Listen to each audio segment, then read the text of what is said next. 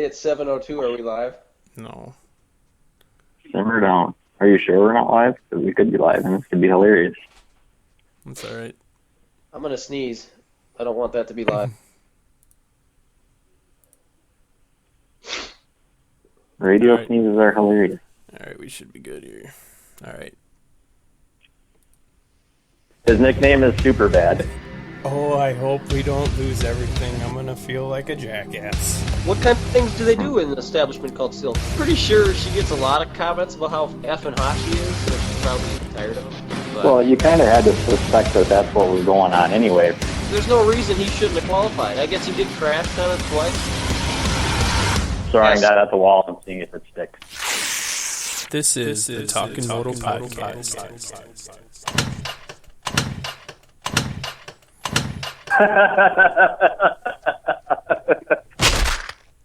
Hey, what's going on, everybody? Here we are, round 9, Indianapolis, in the books. We got the boys, Jason and Jeff. Welcome, guys. How's it going? Well, What up, what up? Well, if everything is working, we should be streaming to our YouTube.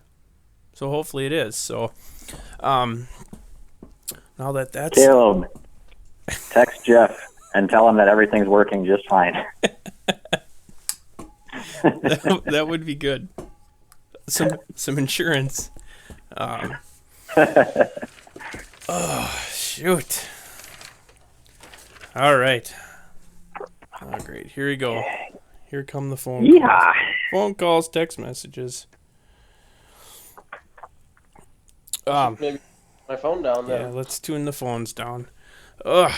All right, boys. What did you guys think of the racing this weekend? Durocross?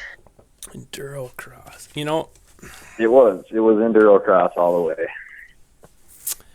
I had to work Saturday, so I just watched the heat races maybe like an hour ago, and the whoops actually looked pretty nice for the heat races, and then that was about it. So that's I didn't really like how the whoops kind of really fell apart there. Well, they weren't even the Oh. worst, I don't think, but they were pretty rutted. Yeah, it wasn't just the whoops. It was, plywood showing, and to me, it was just a shit show. I saw someone tweeted before the race, though, that someone that was there riding said something about best dirt of the year so far. So the dirt must have had some traction to it, but it looked incredibly soft. What? Yeah, to me, it looked like Minnesota dirt as the frost is coming out is exactly what it looked like to me. Like a sponge. Yeah, exactly. And that all makes sense, the way they were talking about how it was still frozen when they brought it in there, and they thought it was still in the process of thawing out during the race. I liked, kind of with all the bowl turns, everyone seemed like they were kind of able to go more where they wanted to, but yeah, I seen a couple photos on Racer X today with like that little that little wall jump before it goes across the start there, like Yeah, that. you finally got your wall. Yeah, nice. They must listen to the show, huh? Apparently. If the over under bridge comes back tomorrow or next week, it's in Daytona. That would be impressive. That would be impressive. Over underbridge up into the stands. Now we're talking. Get on it, Ricky. Speaking of Ricky, I don't know about you guys, but I really enjoy having MC up in the booth. Oh, yeah. I think he's way better than Ricky as far as just the, I don't know, I think he does a really good job of getting into the race, and he brought up some things that I don't think I've ever heard the commentators bring up that were pretty good points during. I can't remember them now, of course, but I think he was pretty good.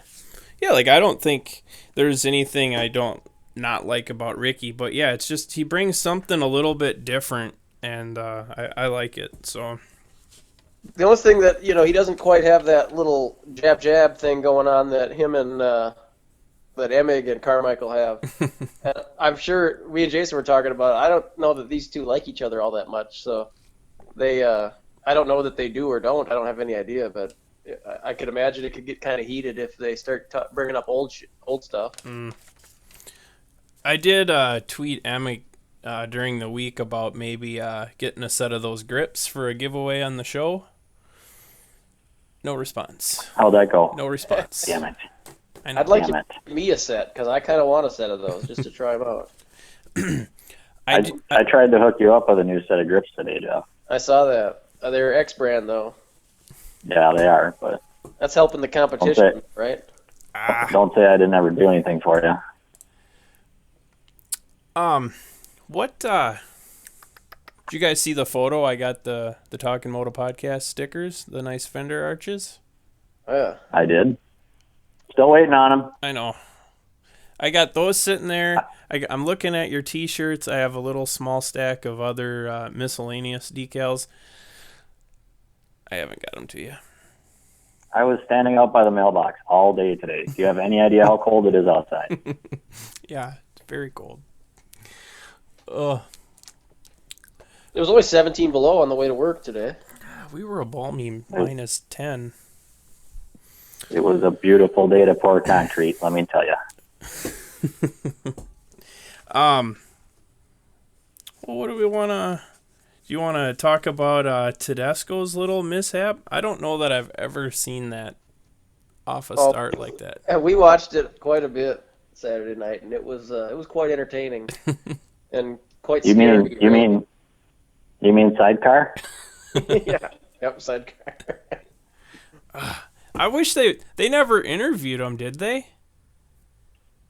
I never heard anybody talk to him. I listened to the Racer X post-race interviews today, and there wasn't even anything with him. I was kind of hoping they'd talk to him, but I saw a video on Facebook of him riding in the hills, and I think it said that he was riding in the hills today.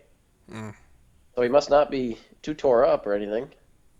well, Tripes, got up and he was walking around like there was nothing wrong. So, I mean, as impressive as that is, it sure seemed like he was all right. Do you think maybe it pinched maybe more of the knee braces, or do you think it was up further up on the leg?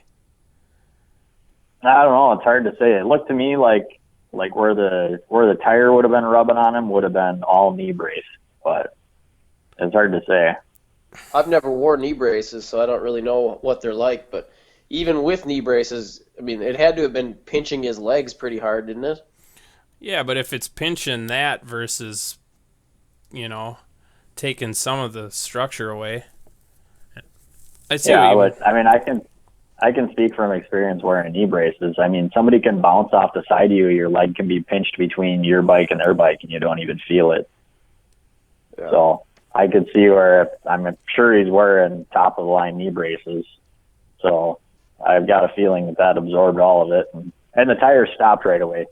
As soon as his legs were caught in there, it's not like the tire was still spinning. So just pinning that baby. He must have killed the engine, I would imagine, right? Because the dude wouldn't have had any reason to have the clutch in. yeah, I would guess He so. went in there and killed it immediately, and then he just coasted to a stop.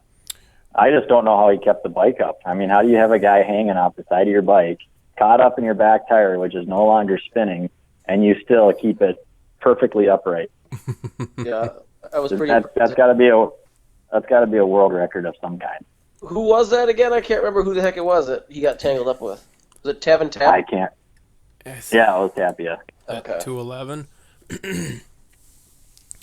Yeah, it's like, oh my gosh. Yeah, and then you can't really grab onto anything. I suppose maybe once it stopped spinning, you could grab the wheel, or wouldn't want to. Oh, he was trying to grab brake rotor and swing arm and everything else. Well, if I remember right, didn't he grab onto the? That was the LCQ, right? I think it was. Yeah. I don't remember. I'm gonna zip up to it, but I think he grabbed like the exhaust pipe, and I'm guessing it was Oh hot. yeah, So then he went to the brake or the rear tire, and then he moved to the brake rotor. Yep. He was really calm considering the situation. He just kind of like hung there and was like, I'm just gonna hang. We come to a stop here. You got to remember that when all that we watched it from behind was all in slow-mo, so I'm sure there was a little more panic there. But they need to start having riders mic'd up like football or something. Must be some. I'm sure there was a Would be- lot of bleeps. Would be interesting if he was wearing a GoPro. I don't know if he was or not, but I don't. Usually he does, I thought, but maybe he didn't. We will know momentarily. Come on, Jeff, get on that. He was wearing a GoPro. I'm sure that so pretty soon. that footage has to be out there. What'd you guys think of? But Oh, sorry. Go ahead. I was just gonna say, no more hot sauce. His new nickname is Sidecar. God, that is just gnarly. You know, I've only seen it one other time, and I can't remember who it was, but someone got dragged quite a ways at Daytona last year, I think. I want to think it was Jason Anderson for some reason, but I could be wrong about that. I think I remember that, but he only got drugged by one leg, right? It was only one leg. It was not nearly as spectacular as Tedesco's, but No. Yeah, there's no like his foot's barely caught, or his jersey's caught. I mean, he's straight up sucked into the back of that thing. He ain't going nowhere. Well, I gotta watch it again to figure out how both legs got sucked in. I can understand how the right one did. I just can't remember how the left one got in there too. Oh, maybe that was like a good thing, Like, could you imagine one gets on there, now you got one in the bike, the other one's kind of flailing around. Oh, yeah, I think if he'd got just one in there, I think he'd have been in a lot worse shape. He was probably in the best position he could have been in.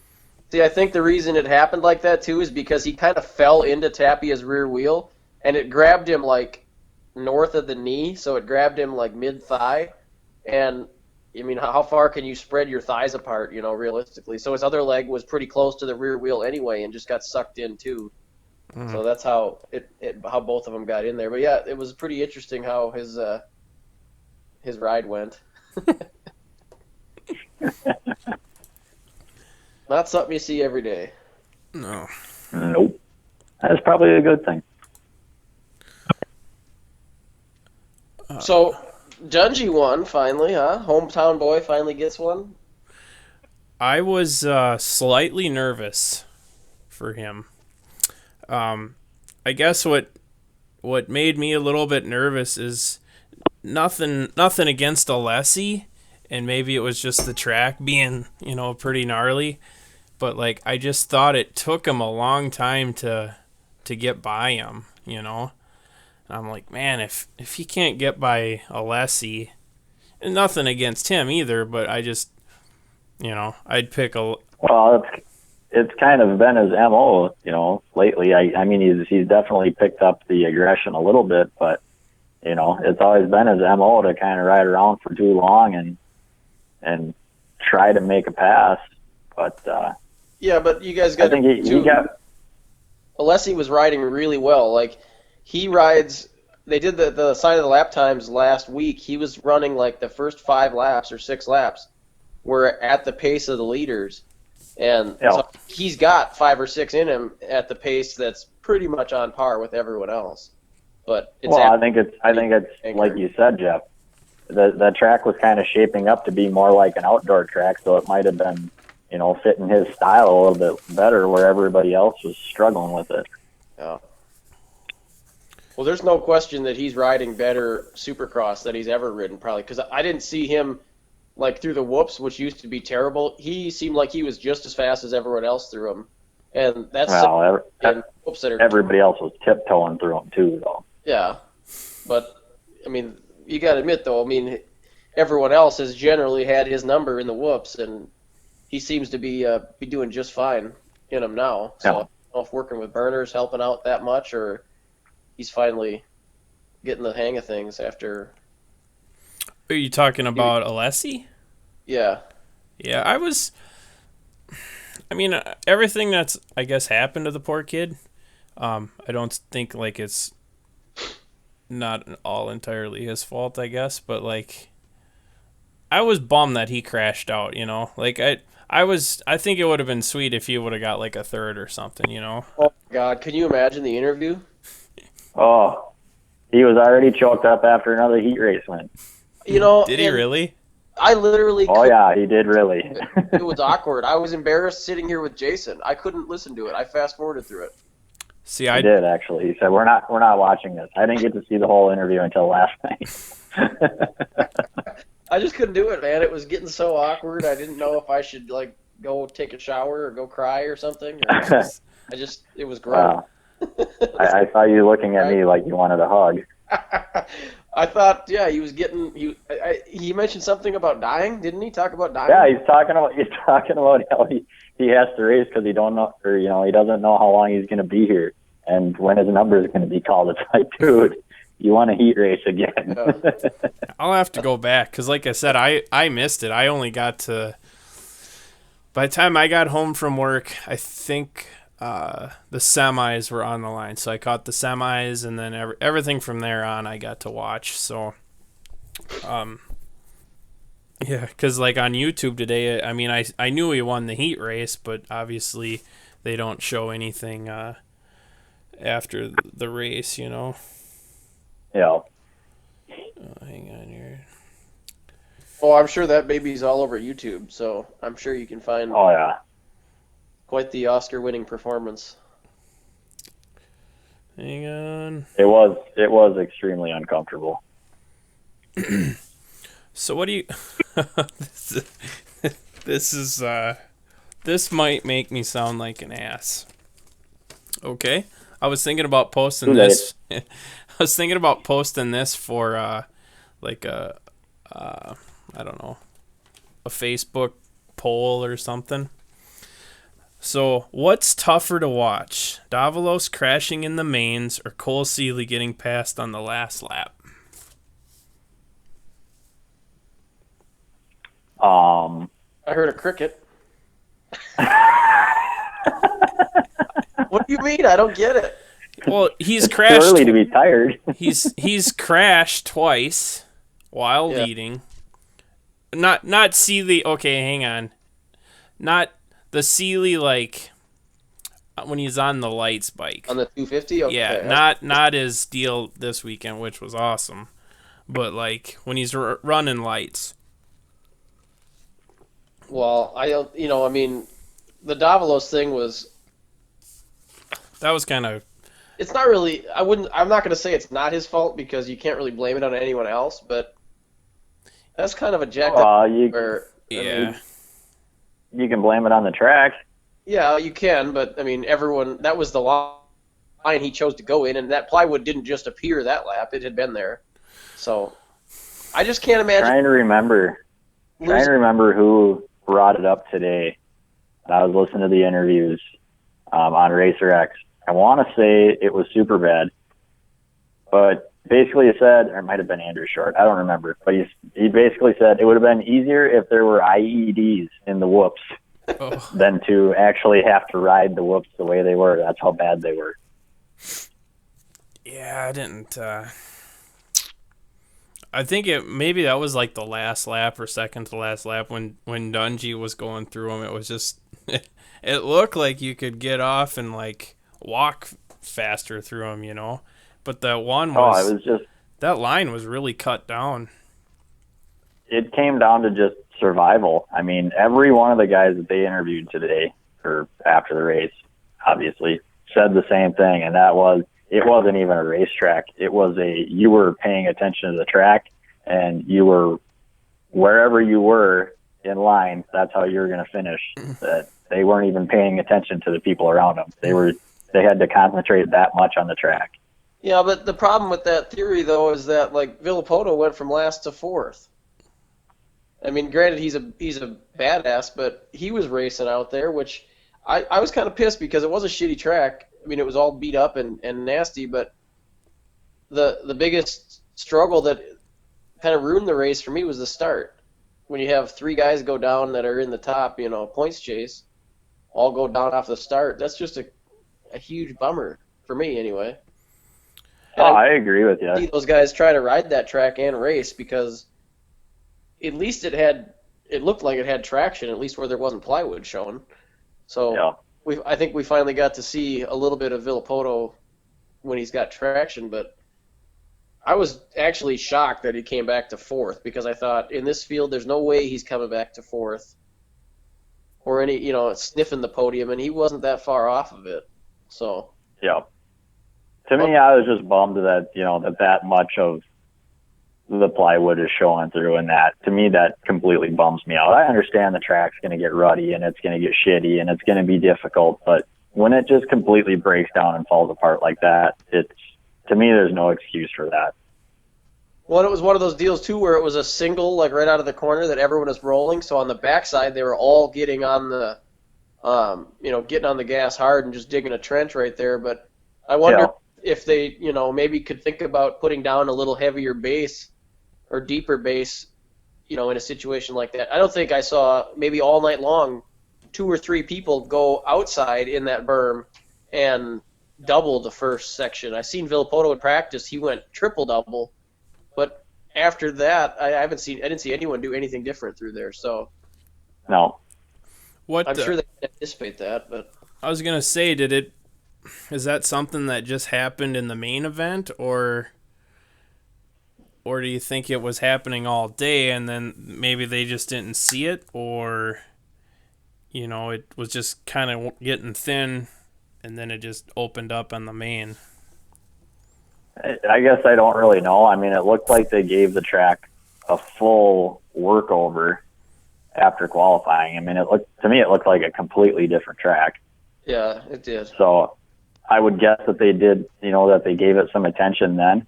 But that particular spot, I mean, obviously it's hard to tell from TV, but I mean, it looked like there was maybe 3 or 4 inches of dirt on top of that spot to begin with. And to me, obviously that's not going to hold up in that situation, but who knows?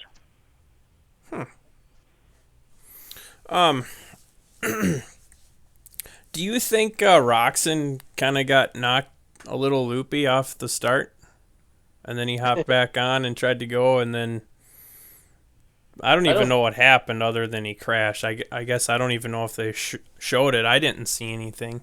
No, he said he went over the bars, he thought, but I think that I'm sure he was just trying to stay with Villapoto, being that he was in second in points and laying on the ground next to him. I don't think he hit his head off the start. I think it was off of that crash at the end, but I bet you he was pushing a little too hard trying to stay with Villapoto so he didn't lose points, because he was 2 positions back from him pretty much that whole race coming through the pack. And then, yeah, that was a huge bummer too to see him go down, because there's nothing I want to see less than Villapoto be handed the title.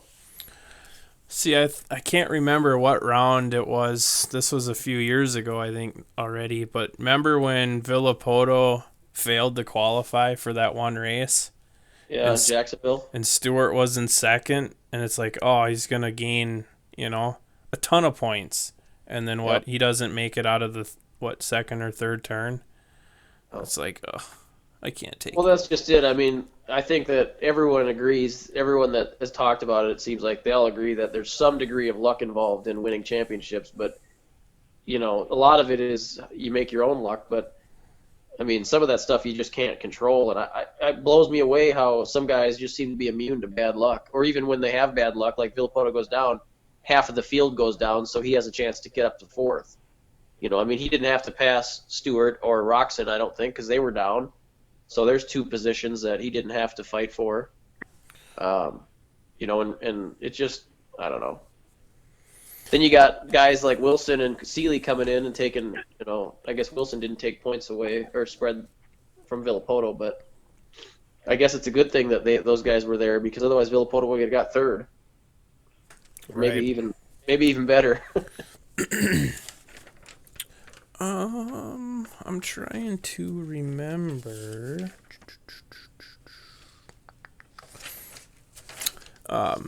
We got this. We got a favorite on Twitter from this guy. We had I tweeted Cody Gilmore about getting it done in the main, or getting it done in the semi. I think he made that was his first main of the year.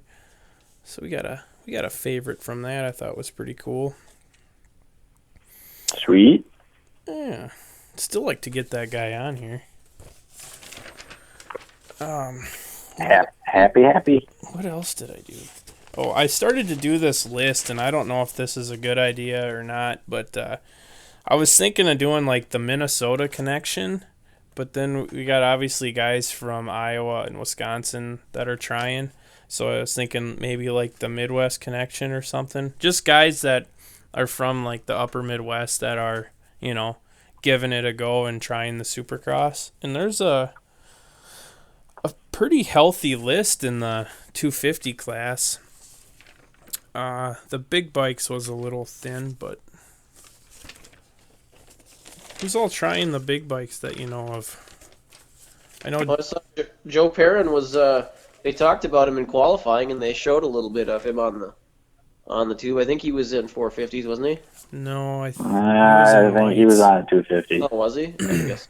Yeah. I wasn't paying that close attention, but he was fifth fastest in his group, and they had the camera on him for a bit, which was kind of cool. Yeah, he doesn't have any points, so he couldn't try. He wanted to try 450, but he doesn't have any points, so he couldn't do it. Oh, is that the rule? Yeah. It's something like that, yeah. Oh, I didn't realize that. I don't know if you need any point. I think you have to qualify for the night show to get. Yeah. That's what I meant. But Not what I said, but that's what I meant. Well, aren't we all mind readers? hang on. Oh boy. Hey, shut it. All right. I think we're almost ready for our guest. Hopefully. Call him up. Maybe. He said to give him a few minutes, but then that was a few minutes ago. So How many is a few? Some people have different definitions. well, For me, a few. True. Huh? What? I said, how many is a few? to me, a few is, I would say 3. Yes, It- I think 3 is. It's a tad more than a couple. Oh man, that's funny. All right, hang on here. You're funny. Sometimes I'm a little loosey-goosey with my... What happens if we call the wrong number? Isn't that going to be awkward? Hell no, we'll get someone on here that we Oh. know. It'll be good. Who knows? Maybe it'll be somebody cool. Hang on. Scooter's Roofing.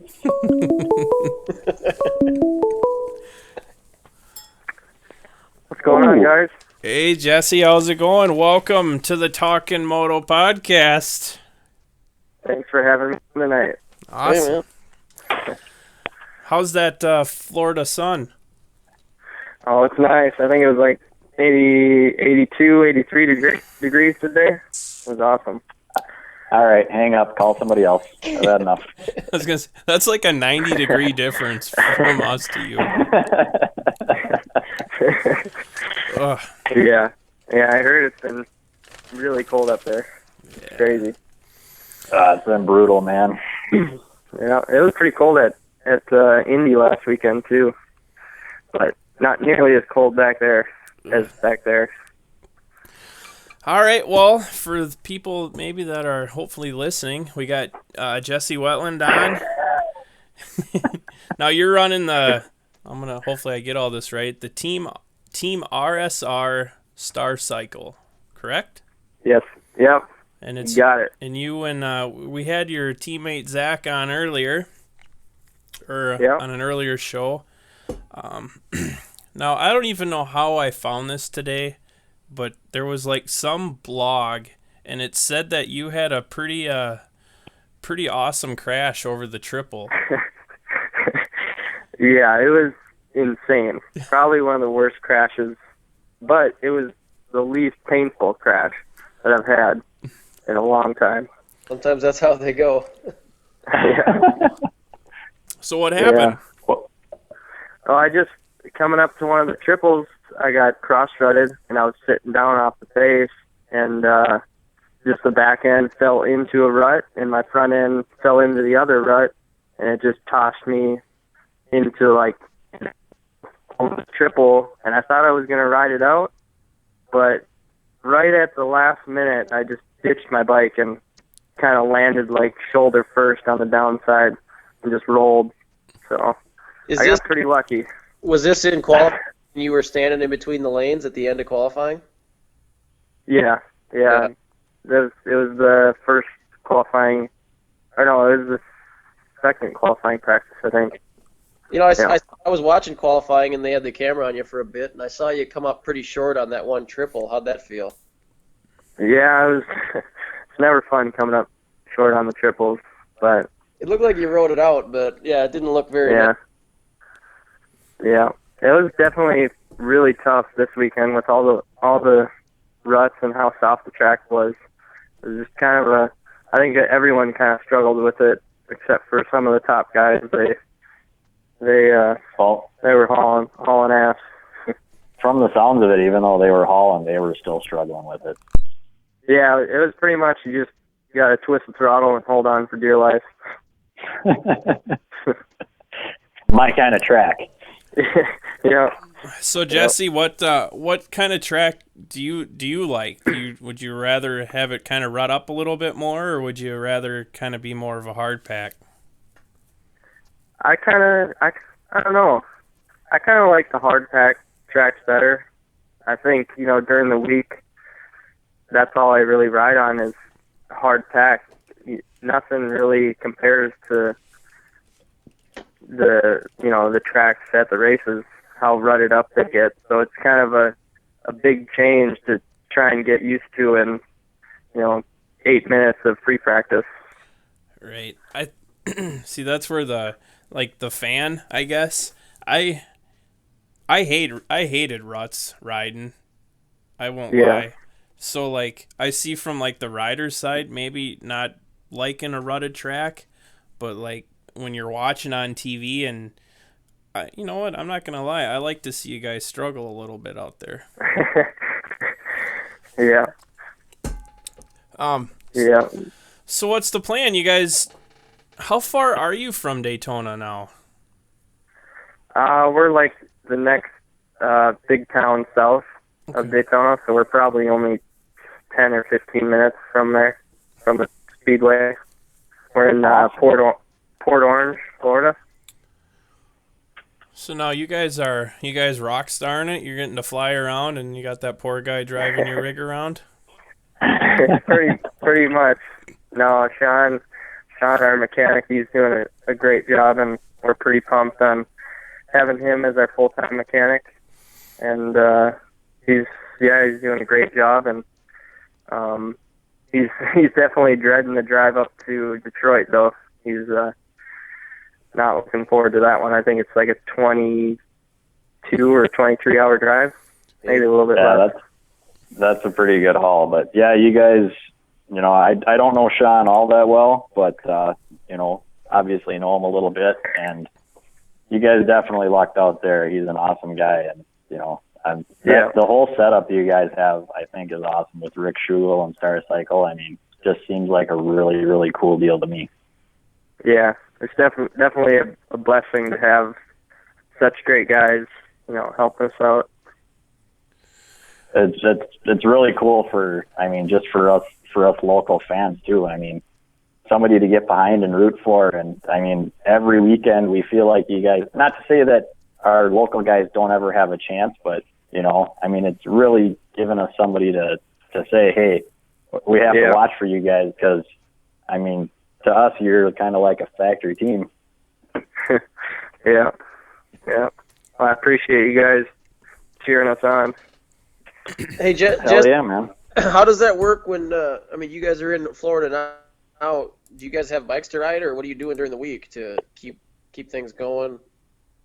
Yeah, we have our practice bikes down here, and we hooked up with a couple other pro riders that have Supercross tracks.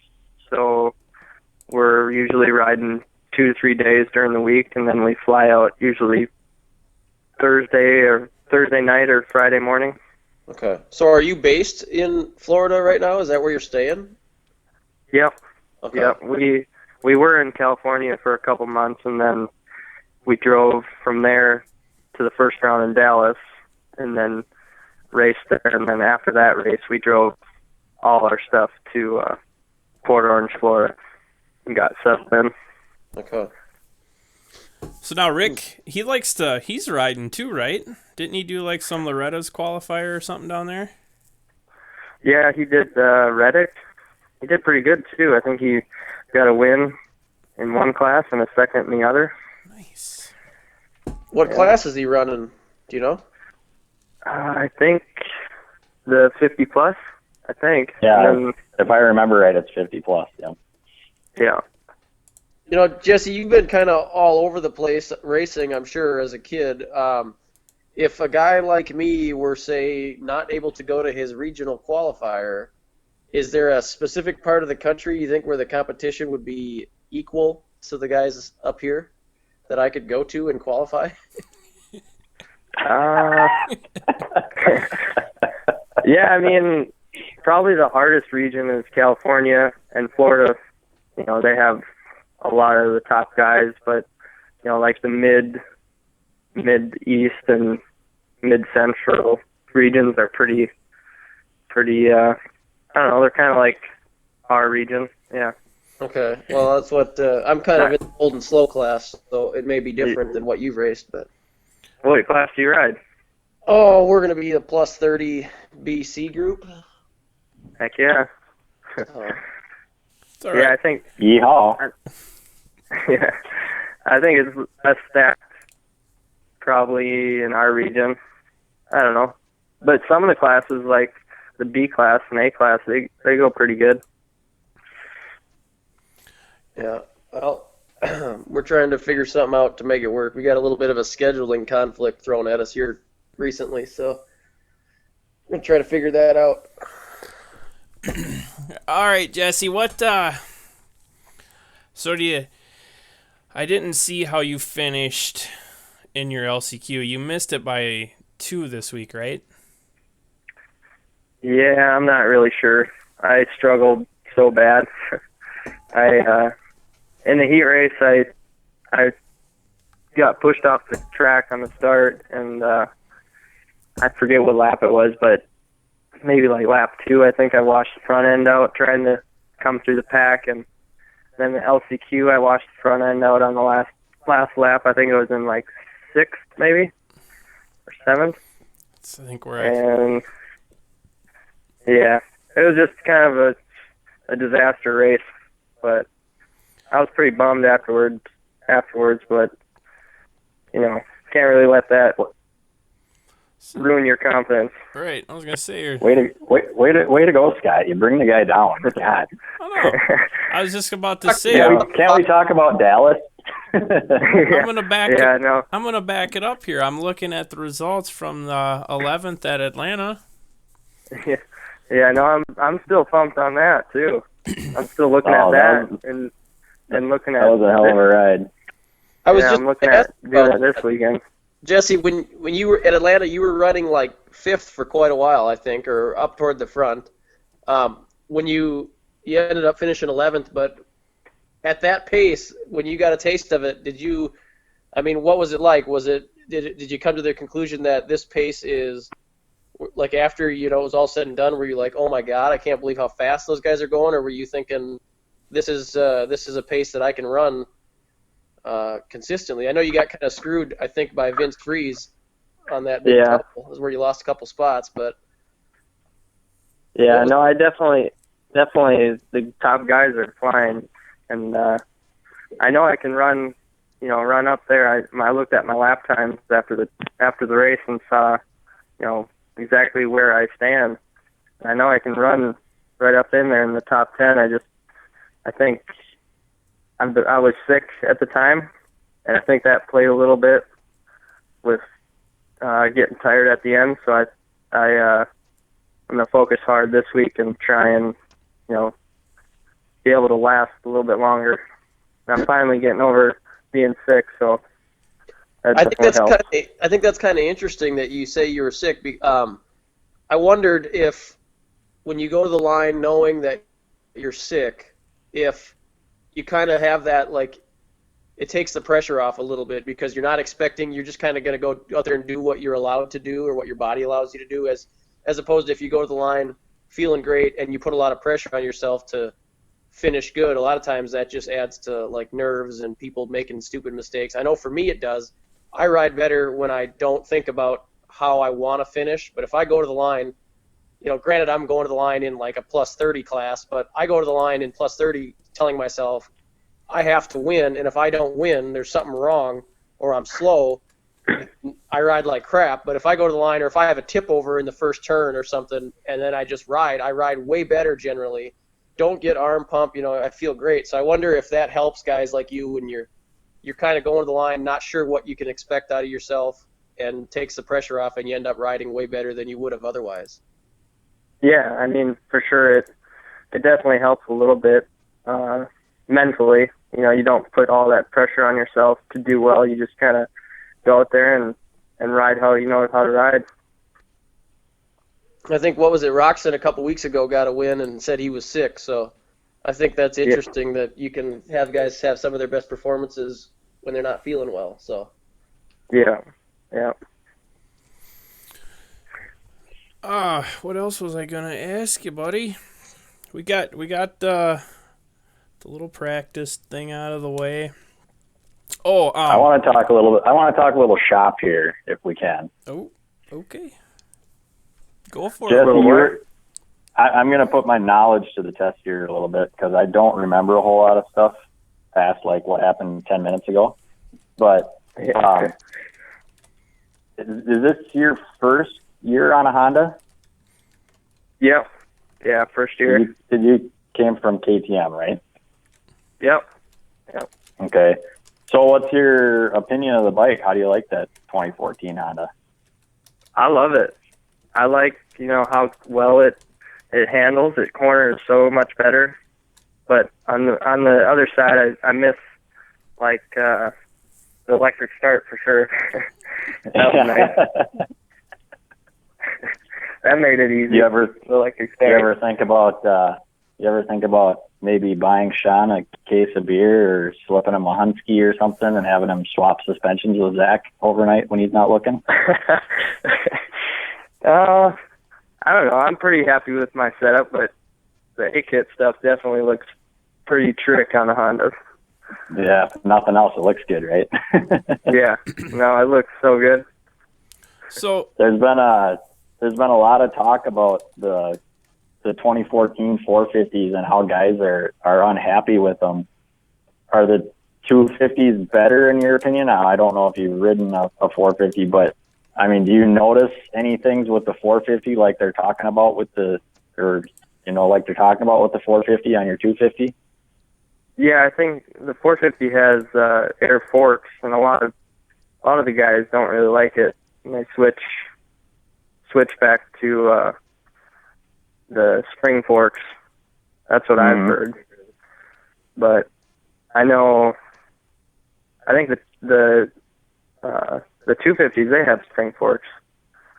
So that's all I've really ridden on. I've never tried air forks, so I don't really know how they work. I think it's interesting because lately everybody's talking about how heavy the 450s are in the front, and I'm just, I'm wondering if there's a little bit of that to the 250s too, or if it's just a completely different animal. I wouldn't know. I have a 2012, and I think it's the newest, sweetest machine out there because it's all I can afford. Yeah. Do you have a 2012 450 Honda? 250. Oh, 250. Yeah. Yeah, I rode a 2012 Honda 450 for a little bit, and I liked it. And then I think I tested one of my buddies' 2013 Hondas, and I didn't really care for it that much with the air fork. Oh, really? Yeah. Seems like that's kind of a dicey thing. Yeah, it just kind of has a weird feeling on the front end. It doesn't want to. I don't know what it is. It just feels weird. Can't really pinpoint what it is. Yeah. Huh. what? Okay, Scott, I'm done. All right, thank you. Jeez, my gosh. So what are your thoughts on Daytona? Have you raced Daytona before? I raced it last year, yeah. What are you thinking? I heard some rumors that they're cutting it down 20 seconds, so it's going to be under a minute lap times. That's Oh, Really? that to us. Yeah. So I'm not sure what to expect coming into it. well. There goes I'm the thinking- over/under bridge. That'd be sweet if they brought that thing back. Yes. Maybe Yeah. they'll have the track go through the tunnel, and they'll go underneath the racetrack. Yeah. Maybe we'll go up into the stands, have like a big step up. That'd be sweet. You got to jump the fence. Yeah. Yeah. Man. No, I think it's going to be, from what I heard, Carmichael is designing it, and he's going to make it really technical. And I think it's going to be more supercrossy than, a mix of outdoor and supercross. There's not going to be that outdoor factor quite as bad. Okay. But I'm not sure what they'll do for dirt, if they'll haul in dirt or still use the kind of soft black dirt that's there. Hey, how's the lighting down there since you rode it last year? I mean, it looks on TV like it's pretty dark, and obviously it ruts up pretty good. Is it tough to see in those corners? Yeah, a little bit. I think I remember last year it was a little bit hard to see in spots, but for most of the part, it wasn't too bad. We just watched over the weekend. We watched the MXGP over in Qatar, and it was a night race, and it was pretty well lit. It wasn't obviously it helped that the dirt was light, but I was wondering in Daytona if it's really tough to see, because I know I have a tough time riding at like Jordan at night. It's tough for me to see because it's got that real dark soil. Yeah. But, If you can't see, it's got to be smooth, right? oh yeah, just go in there. Don't even worry. Pick a line. You just hold it pinned. You just give her. Be fine. Lean back and pin it. Pretty much. All right, Jesse. I guess you want to give a shout out to anybody that's helping you out, and we'll let you get back to doing whatever you were doing. Yeah, for sure. I got to thank the whole team, RSR, Star Cycle Racing, Honda, and along with all our other sponsors, Blaine Brothers have stepped up and helped us pretty big, and along with Kenworth, Wisconsin Kenworth Trucking, and Love's Truck Stops, they helped us big time. Pro Circuit, they're awesome guys to work with. Mitch did an awesome job on our motors and suspension, and can't forget Fox and Oakley. They've done a lot for me over the years, and can't thank them enough. Awesome. All right, man. Well, I guess wish It's you. a hell of a list there. It's an awesome deal. I can't wait to get my hoodie. I have a hoodie on the way, and I can't wait to get it. Heck yeah. Oh yeah, we Kind should. of funny. We all have, or the whole team is pretty much truck sponsors, trucking sponsors.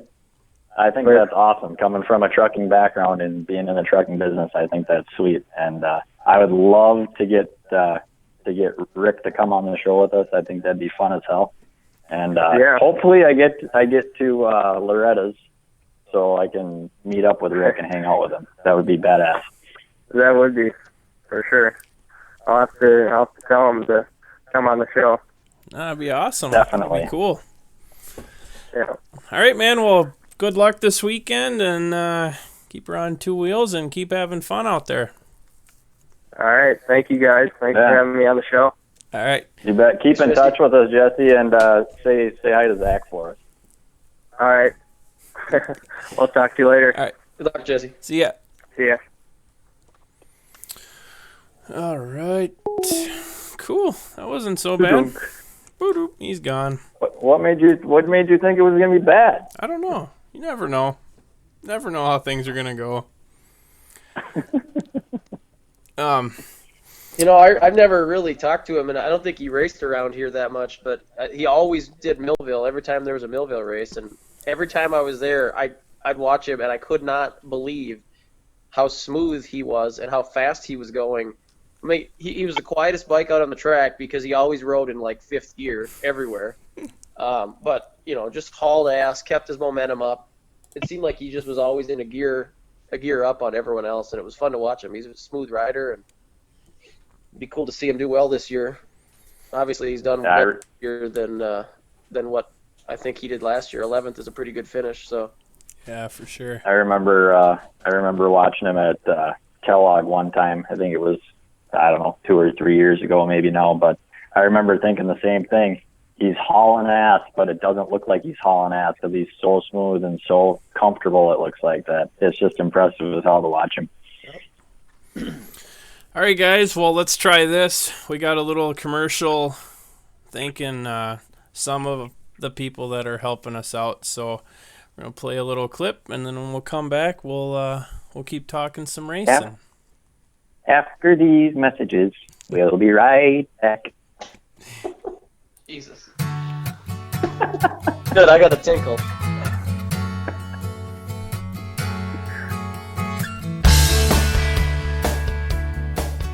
Hey, what is going on, everybody? I just want to say thank you to everyone out there that's been supporting the Talkin' Moto podcast. It has been amazing. We have a great group of guys. We have an awesome list of sponsors. So please keep sharing, keep liking, keep spreading the word about the Talkin' Moto podcast. And I hope you're enjoying the show. A special thanks to Motokazi.com. Motokazi holds AMA District 23 sanctioned races at both Kellogg and Mankato, as well as hosts the Motokazi Supercross Championship Series, which is all over Minnesota, Iowa, and Wisconsin. They also have organized practice at Kellogg, Jordan, and at Mankato, as well as offer race schools so you can get all tuned in on all your riding techniques. Make sure to check out Motokazi.com for more details.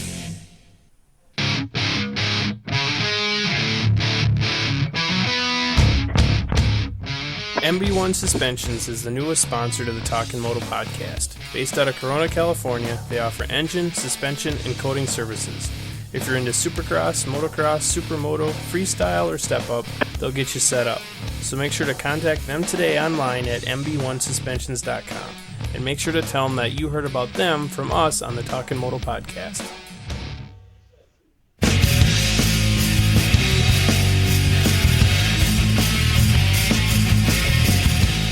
Hey, we got Andy and Chad from The Open Mic. It's a weekly comedy podcast, and they talk about anything and everything, and they usually do. I've been on the podcast a few times, and it is a good time for sure.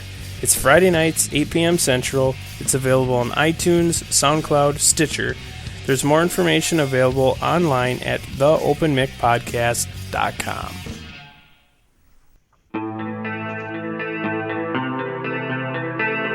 Pro Action by FTM is one of our many great sponsors. FTM offers support to you, the rider, trackside, so when you need it the most, FTM is there for you. Not only do they offer great suspension work, but they also have many other great bike parts and accessories to help you out on the track. So make sure to check them out today at finetune.com. Are you guys still with me? Oh, yeah. I'm here. Nice. His nickname is Whoa. His nickname Whoa. is Superbad. Whoa. Oh, I hope. I can hear myself. Whoa. Little technical difficulties right there, boy. Easy. That was like 2.5 minutes. It took me like 4 hours to do that. I believe it. But that's all right. But Everything go all right, Jeff? Oh, yeah, I think everything went well. didn't hear anything Okay, this good. time. That's good. It's I mean, I didn't have anyone in there judging me or anything, but Oh. except for myself, of course. good. Keep it clean. Keep it clean. I gave it a 10. A 10. A 10. All right, Scott, I have to ask you, because I've heard this a couple times now again tonight. Uh-oh. What is the cymbal sound that I hear every once in a while? The cymbal sound. It sounds like you have a bell or something every once in a while you hit it. Oh, I don't. It could be the Google Hangout thing. Maybe it's picking up. Sorry. I've noticed it in like every one of these like if I listen back to him, I always hear it, and I think, God, when I hear that on the air, I'm going to ask him what it is. He's probably got a little monkey sitting on his desk that taps his cymbals together. Was it when Jesse left? No. It sounds like you actually, like somebody has a bell or something, or even just like a pan of some kind, and you just hit it. I'm totally going to get a pan next time we do this and just bang on it randomly. Oh, don't tempt me. Just got a text from my brother. The King's Color and Chrome in beautiful downtown Dundas is tuning into the show tonight. Ooh, sweet. So He's in Dundas? yeah. So if you He's guys, my neighbor. so if you need some hot rods, make them look cool, go give them a shout. What's it called? King's Custom? King's Color and Chrome. Color and Chrome? Where's that at in Dundas? Is it right in downtown? 310 Railway Street. That's got to be downtown. I think I've seen that place. Like where all the bars are, Yep. you go the other way towards that, like, I don't know if that's a feed mill or... The fertilizer plant. There you go. It's a fertilizer plant. Yep, it's right there. I'm going to butcher this guy's name, so maybe we'll just say what number he is, and we'll go from there. But it was...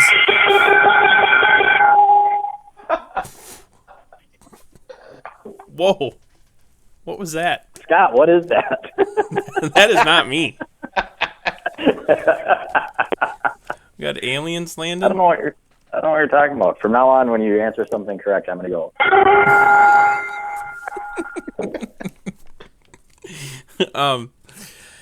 Okay, it was in the LCQ for the 450s. Chisholm and that 722. Oh, yeah. The 7 deuce. Take a nap? That's actually a lot better than how I would have pronounced his name. Well, it's not that hard. Just spell it out or sound it out. Entic nap. That's all it is. But I like taking nap better. Take a nap. Actually, I really prefer the 7 deuce. Yeah, that's pretty good. What did you guys think of that little exchange? Do you know what I'm talking about? Oh, yeah. Yeah, when it comes down to the end of it, as much as I like the 7 deuce, he did not have an argument there. I mean, he obviously made a pass off the track and went around your wall. Right. So, Right. I don't necessarily agree that they should be docked as many positions as they are for that, but he obviously did deserve that position. Did it make any difference, I guess? I mean, I wonder if there's a difference in pay between 5th in the LCQ and 7th or wherever they placed him. But, I mean, you're right. I don't understand why they dock you that many places. I mean, why don't you just dock him the position that he gained?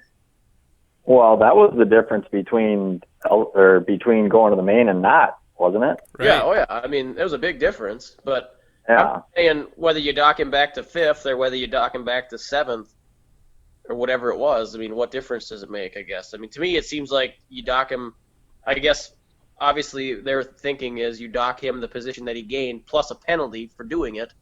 But, I mean, it was kind of stupid. I mean, he could have got him, I'm sure he's looking back at it now thinking what a stupid move that was because obviously I gained an advantage when I was off the track, but I don't know. It's not too often in Supercross you see a guy go off the track and gain positions. Usually they get screwed and they have to ride around half the track until they find an opening in the tough blocks.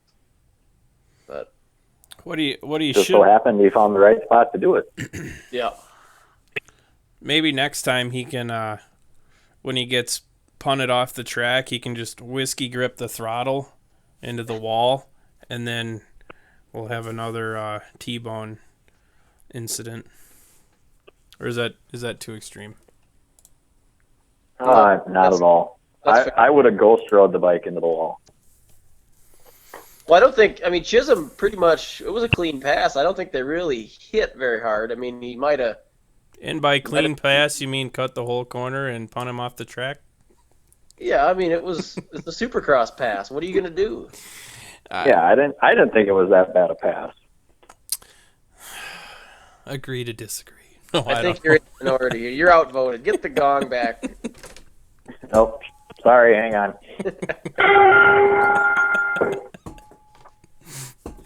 All right, next topic. I just heard it again, Scott. What is it? Are you serious? Yeah. I wonder. Hang on. Let's try this. Let me know That's if you hear. close. Yeah, I think that's what it is. All right. Problem found. Hang on. You know what that is? It's my sweet chair. Typer. Oh, nice. When I lean back and then I go forward, it's broken. Oh. So Correct answer. sweet. How about that super? What do you guys think of that SX Mo or whatever, that super slow mo? I think that is like the raddest thing ever. I think they could make it sweeter by mounting it on the ceiling so we could watch the whole race from that view. Oh, God, I would vomit. I hate that ceiling cam. That thing gets me all dizzy, and I can't tell what's happening. I hate when you got to watch like the opening 2 laps from the ceiling. That's so frustrating. Oh, it's so stupid because you can't tell who anybody is either. I was just watching that Superbad when he did that little quad that's questionable as a quad, you know what I'm saying? And, like, it's funny to me how he totally humps the bars. Like, he gets right up into that crossbar. Oh, he violated those bars. Yeah. Balls out, bro.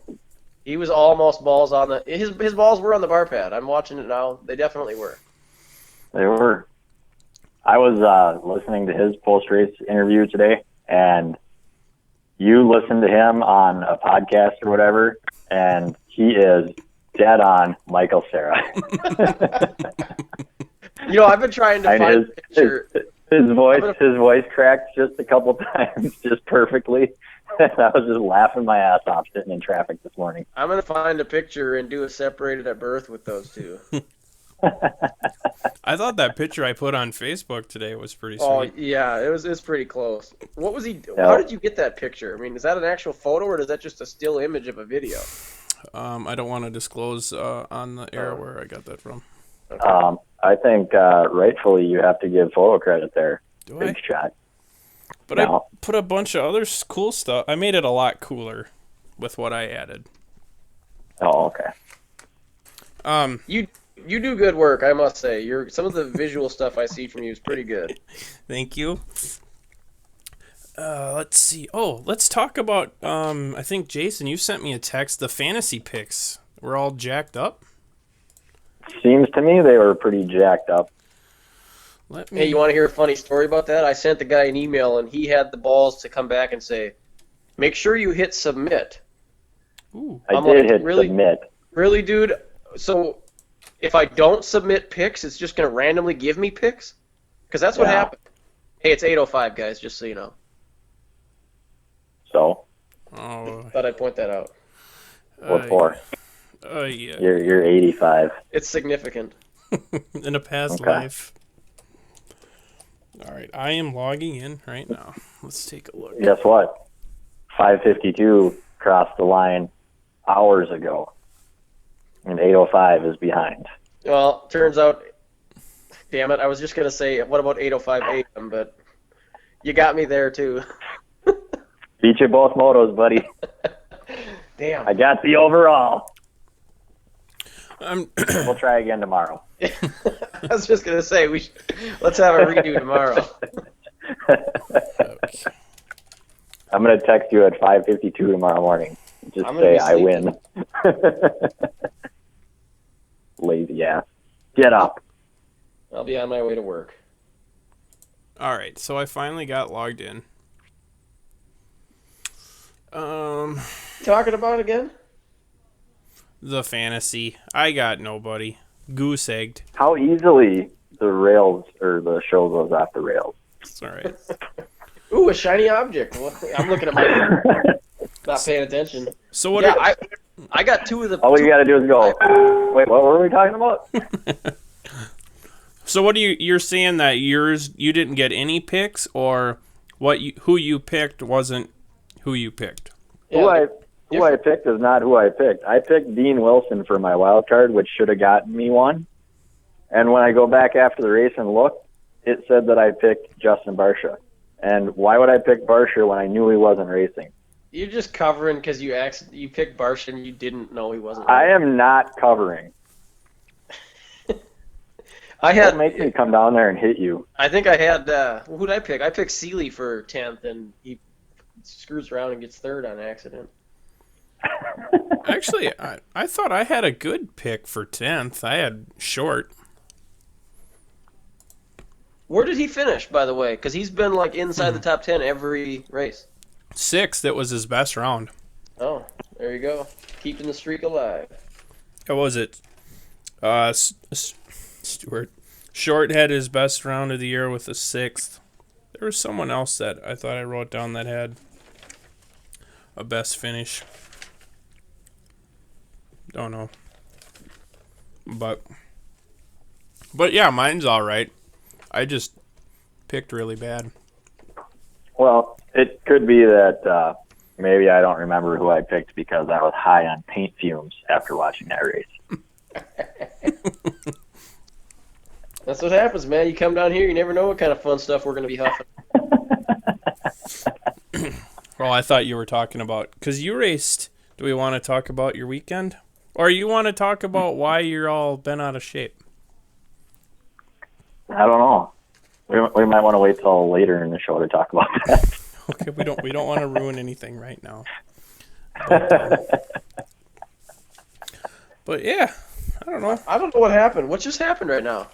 What are you My talking- weekend was horse shit, so we'll put it that way. It's all right. What else you guys got? Anything? We got Gilmore, Roxon, bad. Tedesco, bad. What else in that boring race? I shouldn't say boring. It wasn't that boring, but I don't know. Like, I ate Arby's. It was tasty. I'm not a fan of. I don't mind Pro Circuit winning. I don't like it when they get a good start and then lead the whole thing. Does that make me a bad person? well, no one Well, what would loves you- those races, do well- they? What would you like them to do? I mean, Mid-pack start, work your way up. I want to see two moto formats at some of these races where, not two motos, but like two main events. I think some of that mixing it up would be fun. I think that you finish first in the, maybe it's a lottery. I don't know. Maybe you got, if you finish first, you reverse the order or something. I don't know. What do you think of that? That's kind of what they do What do they do in arena? that's kind as of arena cross. arena crossy. I don't know. To me, that's turning into a circus, but I don't know. I'm kind of old school like that. Yeah, but I mean, it's eventually gonna. It's a show, is what it is. So, it's gonna be based on the entertainment factor. I mean, there's already things that are happening, like shortening Daytona. I mean, you know what that's for, if that's true. Yeah. It's so it fits. Well, start televising Nuclear Cowboys then, and us real race fans will figure out a way to do what we want to do. Well, I don't know. I'm just saying, man. Oh. The people that are pulling the strings are worried about getting fans in the stands and making it a better TV package for everyone. And it's going to be WWE pretty soon. Well, I was a little. Well, and I was a little disappointed, Jeff, with your girlfriend this weekend. What'd she do? Well, I know this is a family show. Jeff has a new girlfriend after this last weekend, just so you know. Uh-oh. Who's the new girlfriend? Well, you can finish what you were going to say. I'm a very fickle boyfriend. Every weekend I have a new girlfriend. So, You're having troubles with commitment, aren't you? well, maybe. She just was covered up a little bit. I've only been married for almost 9 years, so. Oh, we were talking about her wearing her cat suit. Oh yeah, that's right. She was all covered up, wasn't she? Yeah. Must have been cold there. Well, we got into the Jenny Taft segment, and Jeff sees her wearing her gear, and he's like, Oh. She just became like a million times hotter. I did catch that. You guys catch any of the, I forget what they're even called, like the behind the scenes Supercross series thing that airs on Sundays or something like that?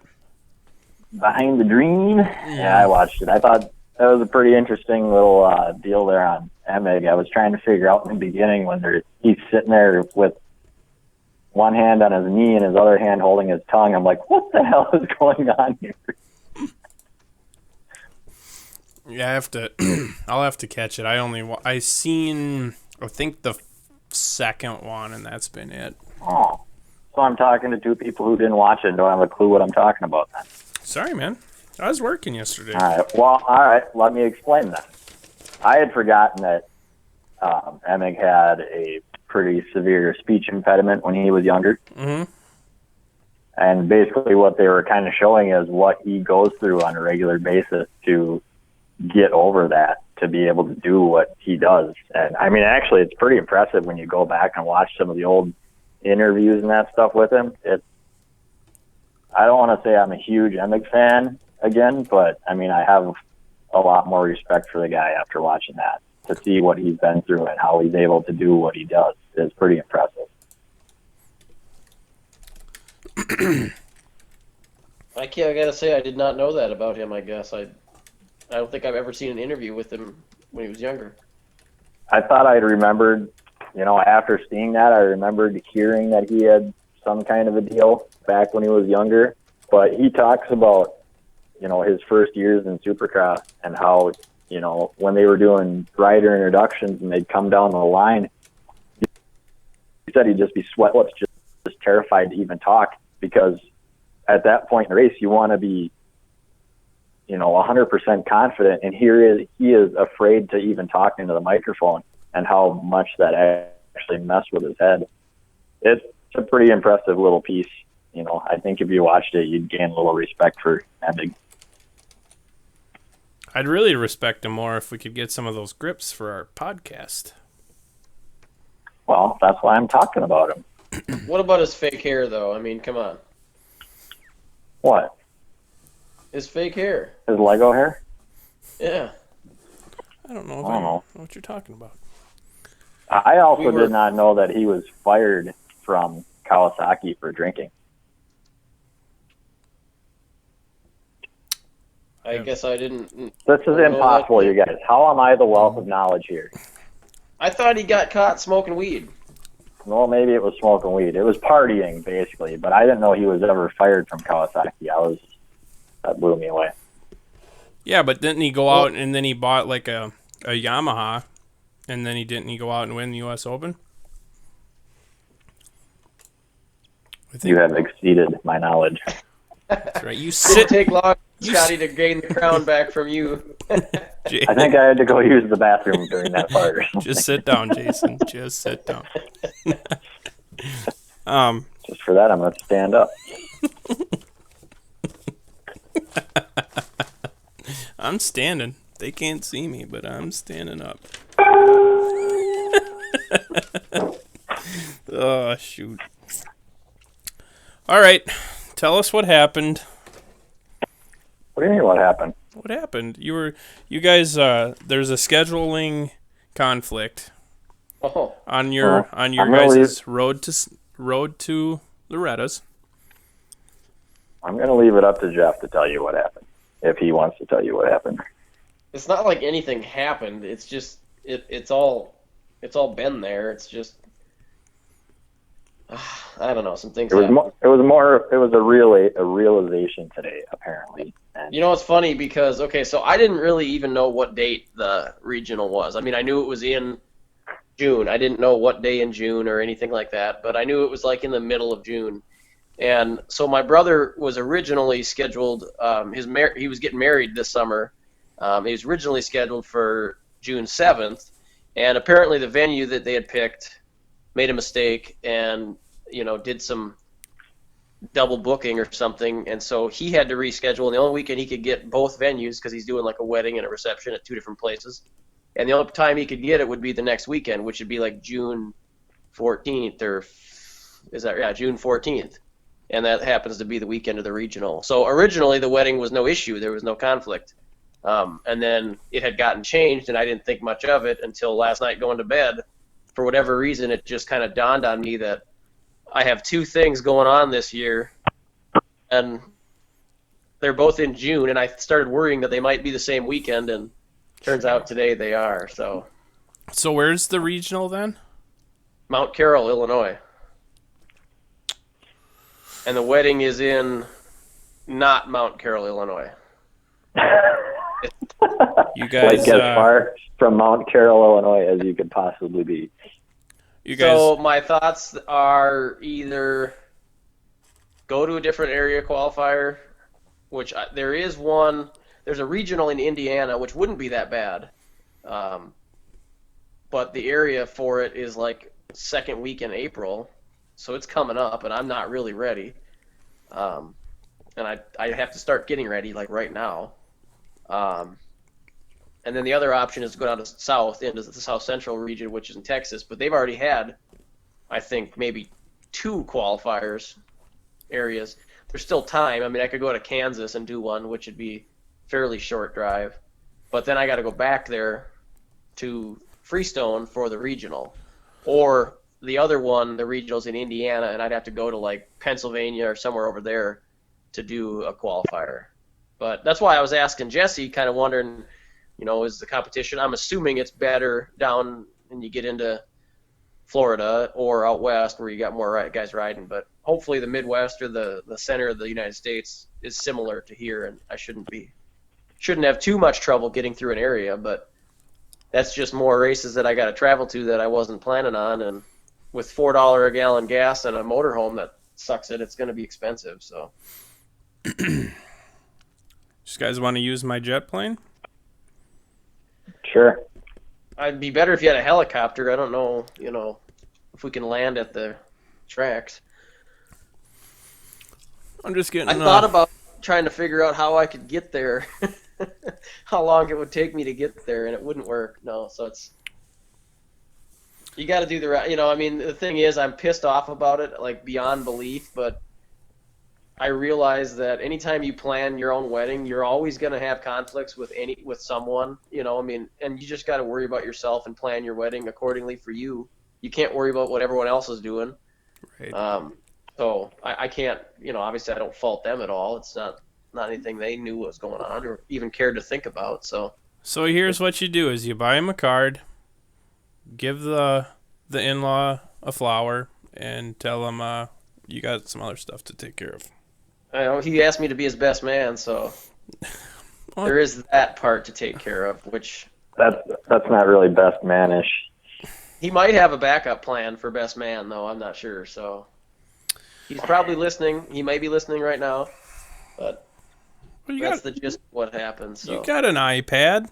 You can be there. Yeah, FaceTime him. Yeah, that sucks. Well, there's, like I said, there's likely, ideally, he only gets married once, and there's always next year for us, but I don't know. It's just something that you're so excited to do, and then you find out it's not going to work, or it's just going to be a lot more monkeying around, and we can still make it work. I'm not opposed to packing up one of these weekends and going to some BFE to go do an area qualifier. So right. Are you gonna still give it a shot, Jason, or what's your plan now?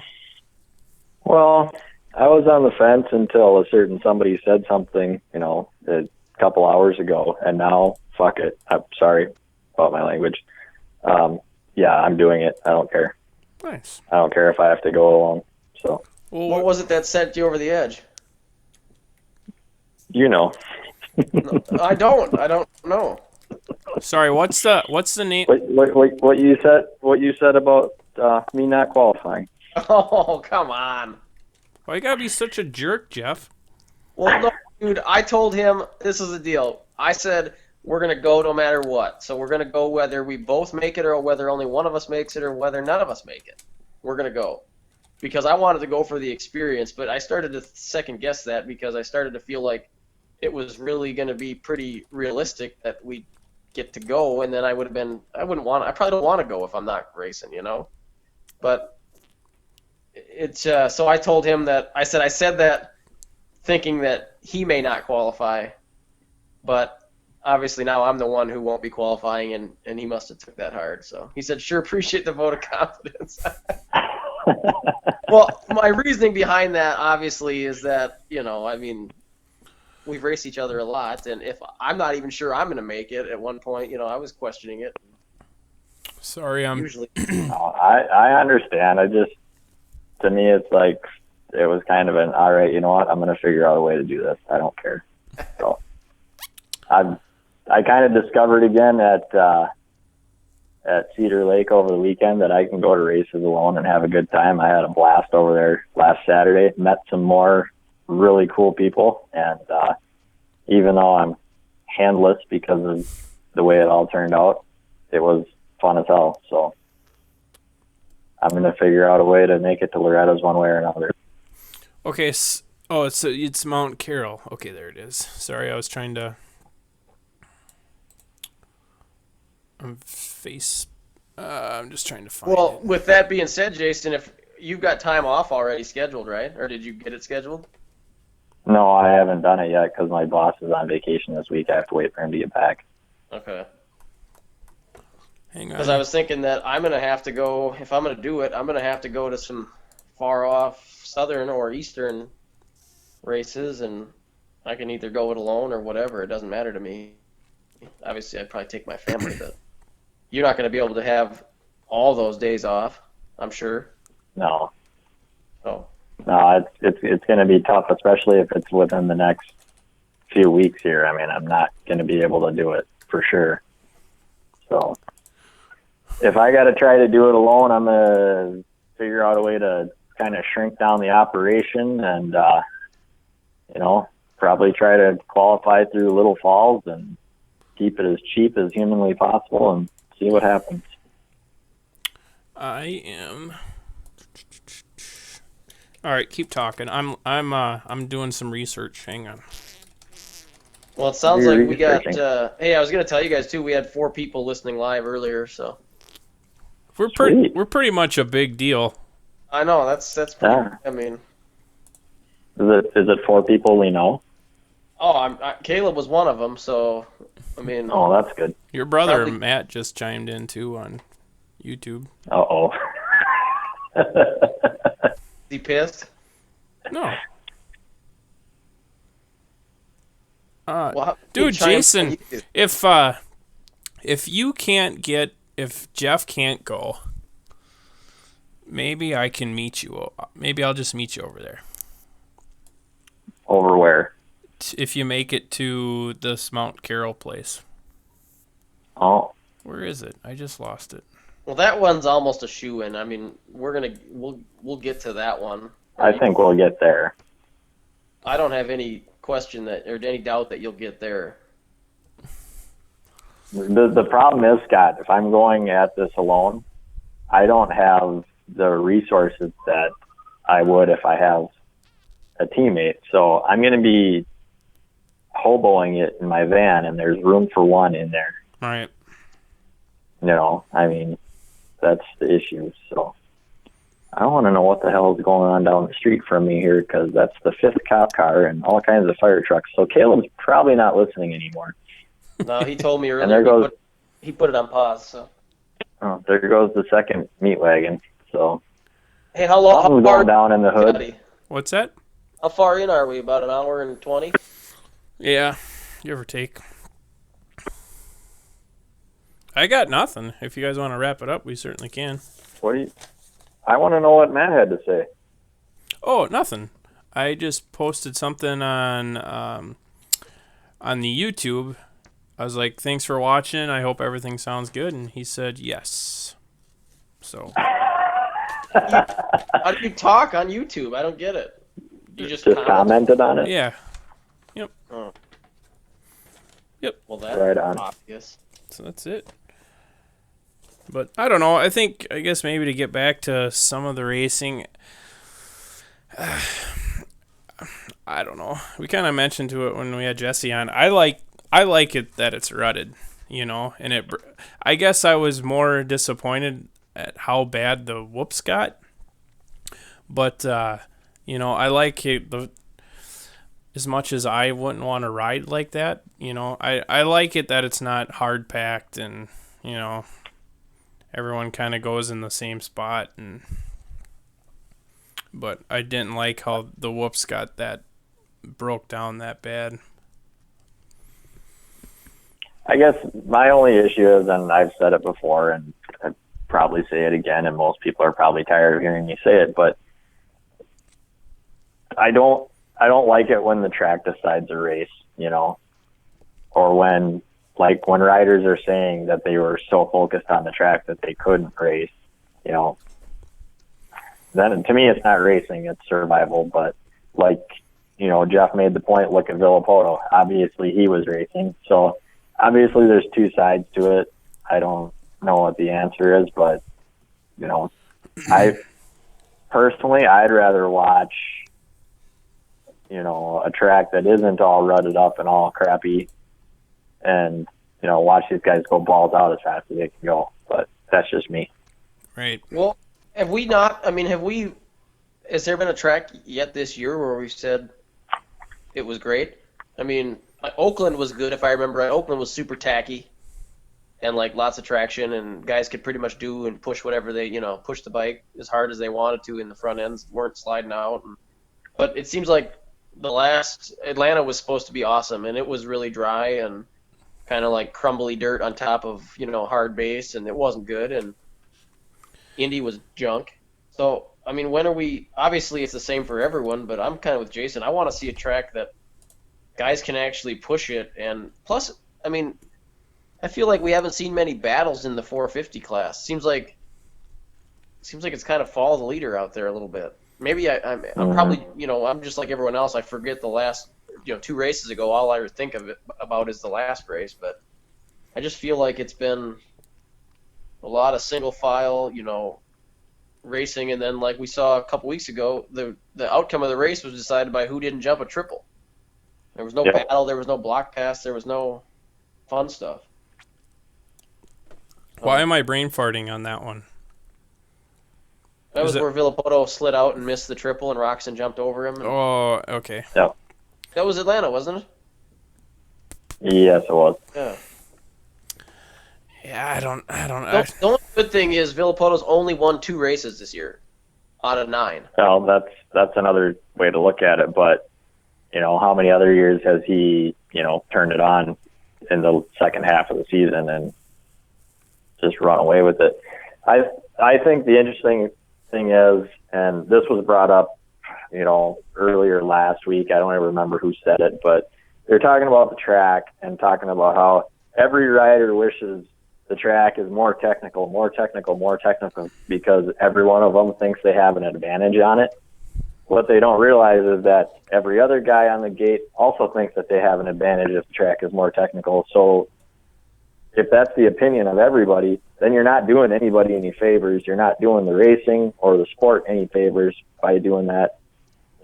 I just feel like it's kind of like they're seeing how gnarly and how tricky and how technical they can make these tracks, and they're taken away from the racing, in my opinion. It's not racing. It's kind of more of a, like I said before, it's just kind of survival out there. Whoever gets through it wins. But, I could be 100% wrong. Look at all the different winners we've had this year. And, and Dungey coming through this weekend is a perfect example of that. I sure as hell didn't see that coming.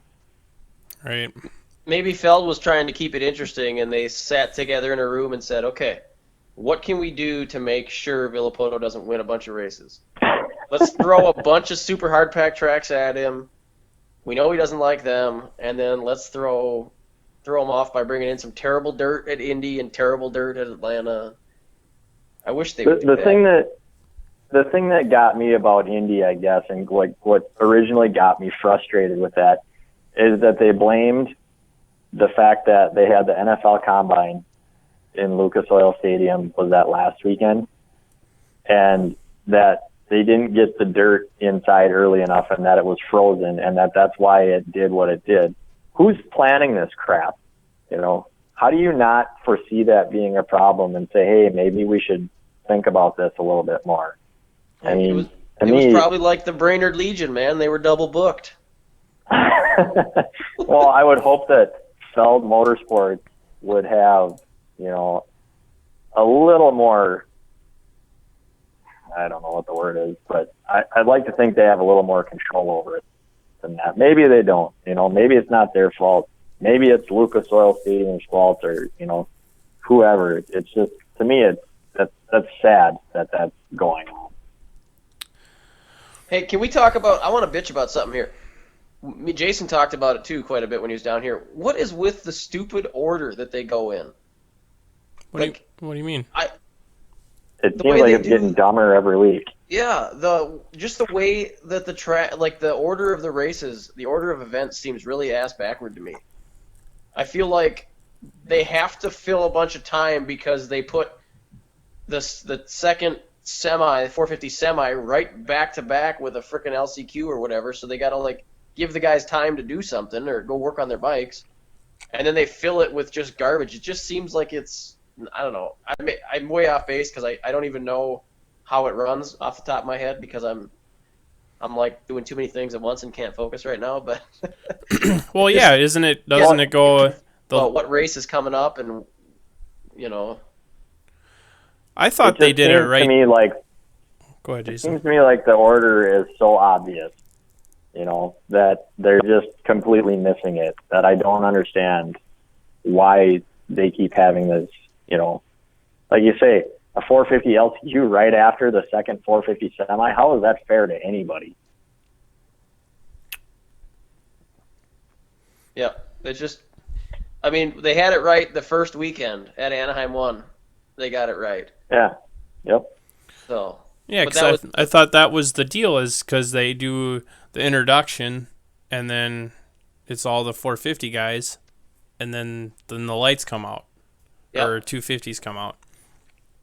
So that first week they did do it right because they did. When you've got 2 extra races for the 450s, it makes sense to start them and end with them, and rather than start with the 250s and then put 450s in there and then go back to the 450s again right away for the semis and stuff right after the heats. So, and do they? I can't remember. Did they put the LCQ for the 250s before the semis? Because that would make more sense to me. I don't think they do that though, do they? No, I don't think so. I don't remember. It doesn't seem to me like any race this year has been the same. It seems like the order has been different every week. Okay, so. And I don't understand why they don't just leave it the same as it was at Anaheim 1. I'm going to find out right now because it's bugging me, but I'm pretty sure they do 250 heat 1, 250 heat 2, and then 450 heat 1, 450 heat 2, and then do they do the 250 LCQ? Because that would make a little bit more sense.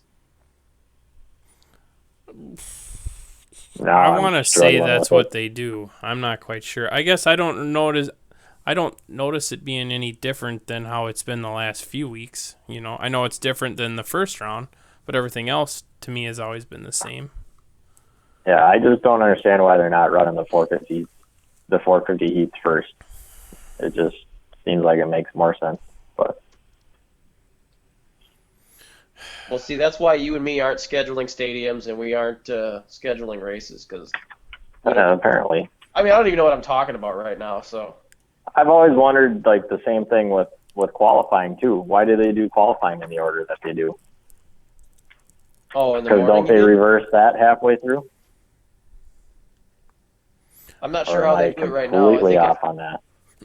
I know that one time I watched it, I thought it was kind of bogus. Like the track is, I think it was breaking down, or it was something was a little squirrely, and it was like here they got the C practice guys. It's like I don't know. Maybe we should ask somebody. Would you rather go out first, where maybe there's not lines, but then it's also not, all beat up, but here. These guys are going to have to go at the end of practice and try to set a fast lap on a track that's, it's not junk, but it's beat up a little bit, Does that make any sense? Yeah. Yeah, I don't. I guess I've never been a big fan of watching practice or qualifying anyway, but but the same with the race order. It just seems to me like it's kind of backwards. I just realized what it is about it that I don't like, and it's the fact that when you get done watching the 250 LCQ, you expect there to be another LCQ, but what's next is the semis. I think that seems weird to me. I don't know why, but I feel like after the 250 LCQ, it should be the 450 LCQ. But it hasn't been that way. No, I know. All year. Thinking just from years past is why I feel like that should be the natural, Yeah. I mean, they could go 250 heat 1, 450 heat 1, and then 250 heat 2, 450 heat 2. They could really mix it up. Then I'd lose my mind. Yeah, then you'd really have everybody that's never watched a race before going, what the hell is going on here? Hey, let's talk about something real quick. The MXGPs. How awesome is it that they're on TV here in the States? I think it's pretty sweet. What's that sign? I'm disappointed that I have to upgrade my cable to watch it, but I think that's cool, and I will be upgrading my cable to watch it. What station is that on? It's on CBS Sports Network. They're on, and the best part is they're on, like, this one. I mean, they're not all on at the same time, probably, because they're in weird parts of the world, but... Weird parts? Yeah, not Minnesota parts. And they, what was it? It was on at like 11 or midnight or something. And they do a decent job of covering them. It's a little hard to get used to if you're not used to watching the commentators because they're British, so they got some weird sayings, and sometimes they're a little hard to follow. But the dude that does it is super knowledgeable. Like, I mean, he knows a ton about everyone out there, and it's good to watch someone that has a ton of knowledge. Like, unlike Shaheen, who doesn't. I mean, he does a pretty decent job, all things considered, but he doesn't know the ins and outs of the sport. So, but anyway, I'm super pumped about it. I'm a huge fan of the GPs. I like their tracks. I like most of their riders. That's Saturday night or Sunday morning is pretty much the most I've ever watched of any of it, and yeah, I definitely got into it. I thought it was pretty cool to be able to watch it, and God, did it make me want to ride outside. Holy crap. Then you're all pumped and you open up the garage door and you're like, back inside. Yeah, something like that. Speaking of that, Jason, I know we were talking about how long their series is. It's the longest one ever this year, and it's 18 races. So it's 18 races over what, like 30 weeks? Oh yeah, it goes. I mean, more it goes than that, probably. Early September, I think, is when it finishes up. So yeah, March to September. But then they got that nice big off season. You know, I'm sure our guys would probably love that, having just one series to have to run. I'm sure it gets a little bit of a grind running outdoors and Supercross. Oh yeah. I mean, if they're anything like the fans, especially if they're not having a good year, I'm sure they're probably like about halfway through Supercross, ready for outdoors. Because usually that's the kind of thing that sucks the life out of a series too, is when you get, a third of the way in and you've got a lot of the guys that they kind of either their season's shot or, they're just not where they wanted to be, and so they kind of just pack it in and they're just out there going through the motions for the rest of the year. Yeah. And that seems to be kind of the way these things go as they drag on. Usually it boils down to a couple of riders and everyone else is just kind of, going through the motions, whatever, just riding, trying to stay out of trouble, and it gets kind of boring. Or they're jumping on 450s because they're not racing their coast or whatever. Yeah, it always kind of seems that way. Like it's, especially if it's decided. This year's a little bit different because, who knows what's going to happen next, at least in the 450s. But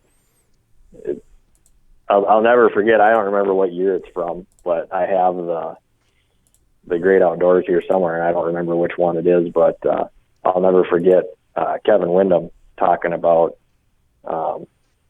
it being the end of the outdoor season, but Supercross is right around the corner, plus, MX Nations and everything else, and he pretty much just says, year-round racing, drive a guy insane no matter how much you love it.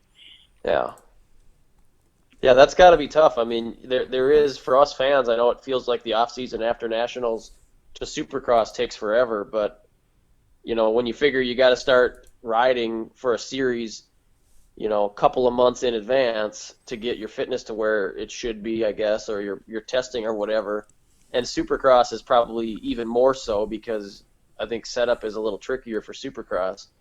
But I mean, it's for me. I think it's more important. I mean, obviously outdoors are pretty gnarly, but I think you can ride an outdoor track if you're, just fine if your tire selection isn't perfect or whatever, But it's just all the time that goes into it ahead of time, and then they got to do that during Supercross to get ready for the Nationals. Which, I mean, obviously for 90% of people, the Nationals come a little easier because that's what they grew up doing. But I guess I don't know if I agree with that. It seems like a lot of, or at least 4 or 5 years ago, a lot of riders were a lot happier doing Supercross than they were doing outdoors because they always said that they're not as good outdoors as they were doing Supercross. I always found that interesting. I would think that every one of them came from obviously racing outdoors to begin with. Why wouldn't that come more natural to them? I think that's code for they don't do as well in the Nationals because they're not willing to work as hard. I would think. Yeah, you're probably right. Well, think about too look at the weather in the Nationals. It's brutal. I don't know that anyone. I mean, you got to really love it to want to do that. I'm sure if these guys could get Supercross only contracts, they'd be all over them. Yeah. But I just think about that. Like, if you had your choice, I think that Supercross is usually a little more controlled environment for at least half of the races. It's probably 70 degrees, which is comfortable. And I was going to ask Jesse if he knew what the forecast was for this weekend. It seems like half the time Daytona ends up being a mutter. What'd you say? Dotana? I said Dotana. I'm not saying anything.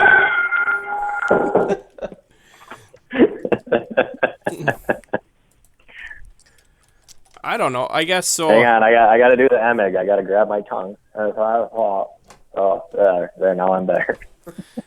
I don't know. I guess so. What do you guys like best? Do you like the Supercross or do you like the outdoors? Oh, that's. I'd rather be riding on my own. Period. But I think as far as if I was just a fan and not a rider or a racer, I think Supercross would definitely be, more entertaining. I agree with what Jeff said a couple weeks ago that a lot of times I can watch an outdoor race and fall asleep halfway through it. But I also have the feeling that, outdoors is where the sport came from. And to me, there's still that appeal there of, knowing how grueling it actually is and how much work actually goes into it. So that's a tough question. I mean, obviously, as far as entertainment goes, I'd rather watch Supercross because it goes by quicker. There's more racing involved. It doesn't take an hour to watch a moto, but it's a tough one. I love watching outdoor races too. But at the same time, I'm more likely to skip watching the outdoor races because it's summertime and I'd rather be riding. Right. I guess I agree with, if you know nothing about it, I could see the Supercross. Like, probably like the only thing I hate about Supercross and Arena Cross is twice as bad because it's so small, is there's stuff going on all over. So I do like this year how they got, and I think Arena Cross did it too, is like when the leader takes the next lap, they flash the thing, so you could lose, where a guy is because, everyone gets so spread out, but I don't know. I like the... Well, go ahead. They've always done that, at least, and you could always see it when you were there at the race. They've always had those sections that they had the lights that lit up when the leader went by. I don't know how many people I ever actually realized that that's what was going on there because I don't think it was that obvious, but, they've done that for a long time. They just haven't had the big light up board at the finish line. Yeah, that's cool. But yeah, I think See, outdoors, especially like when it's hot and 30 minutes. I mean, I couldn't even ride my bike for 5 minutes as fast as I could, let alone 30 plus 2. well, see, that's the problem with it, is that there's such a tiny percentage of people that can really do it, that the races they feel really long. Unless usually what ends up happening, luckily the last couple of years, the 250 class has been really good. Those guys seem to be dicing like the whole moto. But when you get to the big bike class, it takes so much more effort. There's only, realistically, last year, I mean, there was only 2 guys that could ride a bike for that long, and actually be pushing. And at that point, I mean, 35 minutes is a long frickin' race. And then, like I said, I watched 2 of them. It's just, to me, it's really long, and most of the racing action is pretty slow, because you got usually the guys that are super fit just continue to inch away, and everyone else kind of maintains, and it's just, I don't know. To me, it's a... But that's you watching it on TV, right? Yeah. Like, I think it's different, like, when you're there,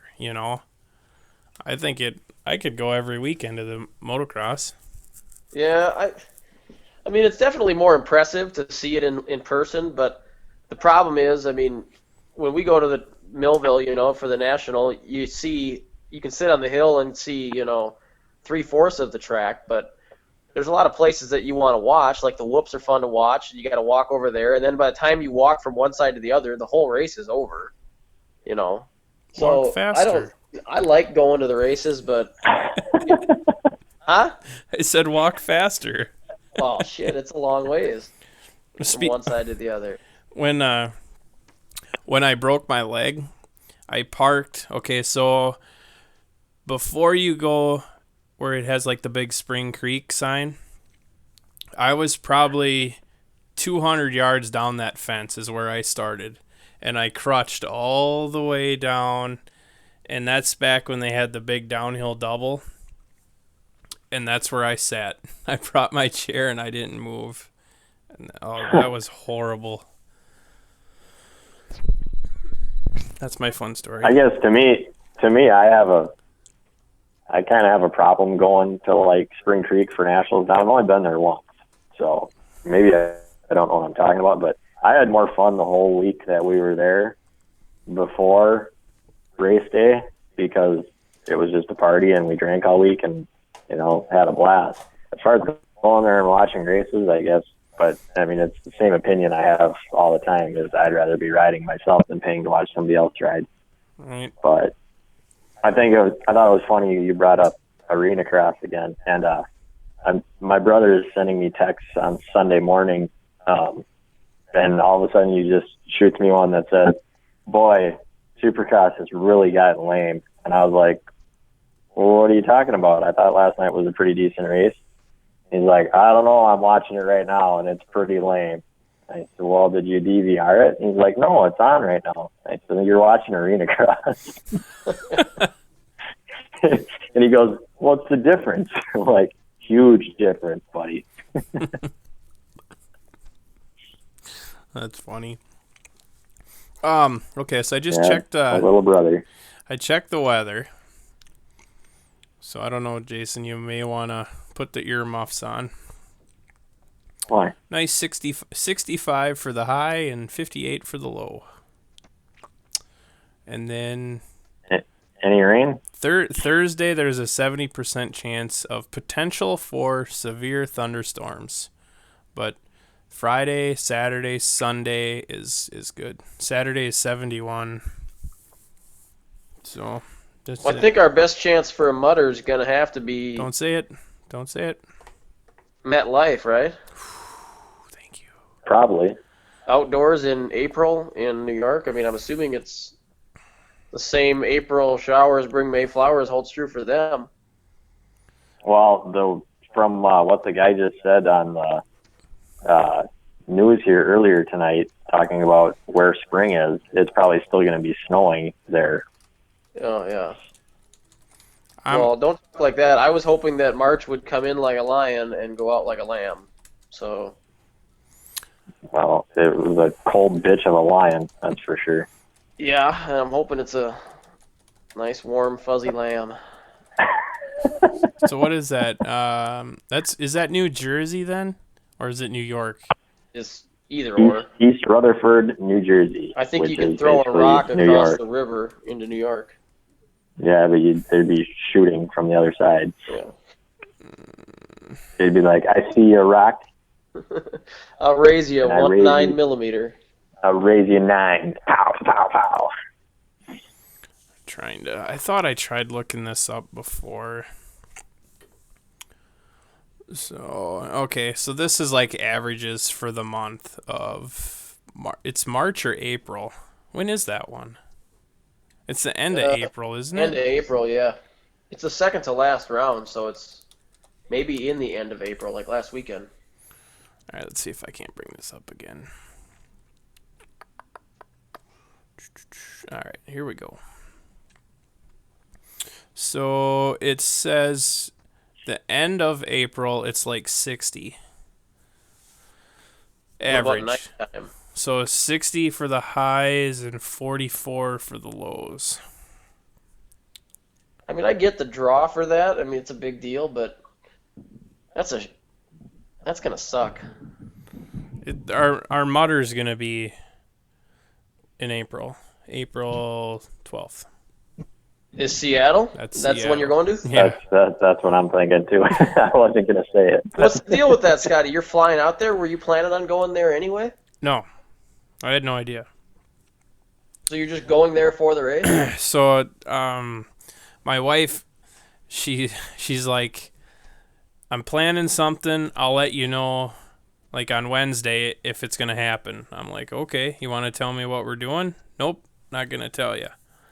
So then I was working in my office on Wednesday, and she's like holding her laptop, and then she's recording my reaction with her phone, and she's like, "This is where we're going." And I look at it, and I see like a supercross track, and I just assumed like maybe we'd go to, St. One of the Louis. others? Yeah, One of 16 races that's closer than Seattle? Yeah. So Detroit. so yeah, she's like, we're gonna go to Seattle. So I'm like, oh, awesome, So yeah, we actually we had the tickets for the race before we had anything else. So I think we just got all the hotel and plane tickets all taken care of last night. So, but yeah, either way, if it rains or not, it's gonna be pretty cool. I've never been out. That'll be the farthest out west I've ever been. So should be a good time, even if it does rain. I gotta say, that's probably if someone told me or had me choose the my least desirable place to go, it would be like Washington State and, out there, Oregon. Just because of the weather?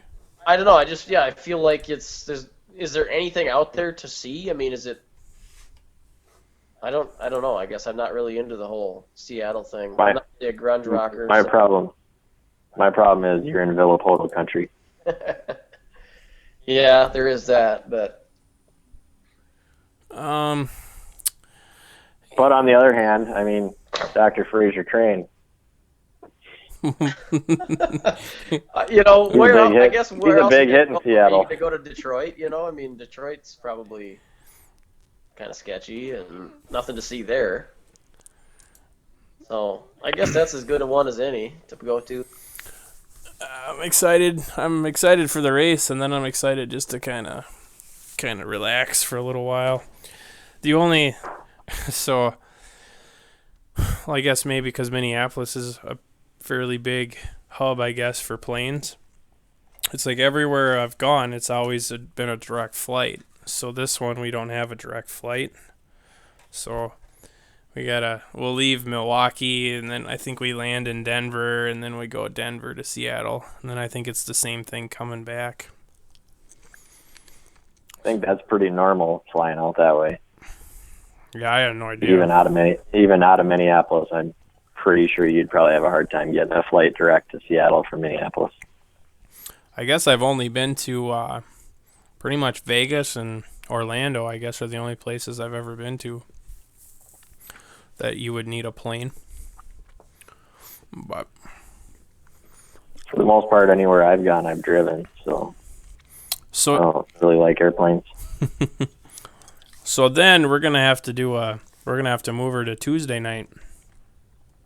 Well, wait. Why? You can't do it? You can't do it live on location? You know what? Hang on. We might be back. We're flying back on Monday. So I think our flights leaving and coming back are pretty early. So I should be back. Is that the is that the first round where we go back to West Coast, or is that Houston? You have any idea? I can look here. Hang on. I think they changed Houston to be a West Coast round, didn't they? All right. So Yes, they did. Making that shit Houston up? is West Coast. yeah. Okay. No, Houston is West Coast. Yep. I don't even know what order we go in, I guess. I don't have any idea. I know Daytona's next, and that's about it. So it's Yeah, that's all I can ever remember, too. So it's Daytona, then it's Detroit, then Toronto, St. Louis, Houston, Seattle, New Jersey, and then Vegas. Oh, okay. Which is, there's a week off in there though, right? Yeah. Easter Yeah. would be the April 20th weekend. Because isn't that kind of, I don't know. I know I'm not very smart, but you're going to race in Texas. Then you're going to race in Washington. Then you're going to have to drive all the way to New York to turn around and drive all the way back to Vegas. Hey, the schedule isn't set up for ease of travel. I mean, I'm just saying. But, all right, boys, you got anything else? I'm good. Jeff, I'm bad. say your piece. Oh, God. What was that? I get nervous. Like, my computer goes into sleep mode, Oh, and it's recording everything, and I'm afraid I'm going to lose it. oh, I'm about to go into sleep mode. That's all I know. Yeah, me too. Nap time is calling my name. All right, guys. Well, let's shut her down. And so, I don't know. I think it went all right. And thanks to everyone that's been helping us out. I know I didn't get everyone on our little commercial break, but thanks to Mark with the Damn Bait Shop and the Bicycle Shop, SKD, Team J-Law, even if... It's the now defunct Team J-Law. Defunct. It's a team of one right now. Mutiny! There's mutiny! All right, guys. Cool. Well, we'll catch you next week, and we'll see what happens this weekend in Daytona. Shorten laps and Sweet. all. Oh, Thanks to Jesse Wentland for coming on, too. Sweet. All right, guys. Get you later. Yep. thanks, everyone. See ya. Peace out. Stay classy. Wait for it.